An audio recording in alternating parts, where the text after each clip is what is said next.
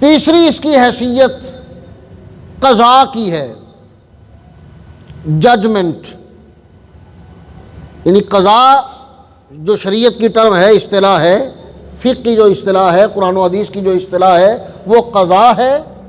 عرف عام میں اسے ججمنٹ کہہ لیں یا فیصلہ دینا۔ کیا کرنا؟ یعنی جو ووٹ دے رہا ہے نا، ووٹ کاسٹ کر رہا ہے، وہ در حقیقت ایک جج ہے،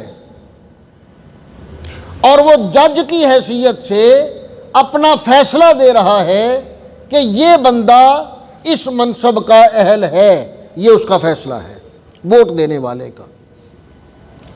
اب اسے یہ حیثیت ملی کہ وہ ججمنٹ کے لیے عہدہ قضاء پر فائز ہے۔ ہر بندہ، ہر ووٹر،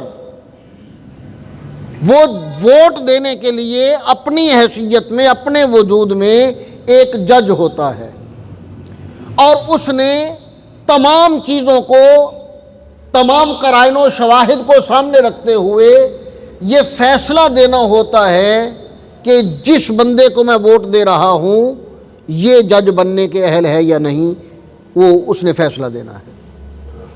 وہ منصب جس منصب کے لیے وہ الیکشن لڑ رہا ہے اس منصب کا اہل ہے کہ نہیں۔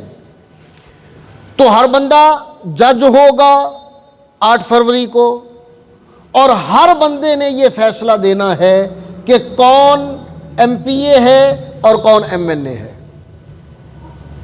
اور جب اللہ تعالیٰ کسی کو فیصلہ کرنے کا منصب عطا کرتا ہے تو پھر صرف وہ جج نہیں ہوتا، صرف وہ قاضی نہیں ہوتا، بلکہ اس عہدے کے جو تقاضے ہوتے ہیں وہ بھی اسے پورا کرنے ہوتے ہیں۔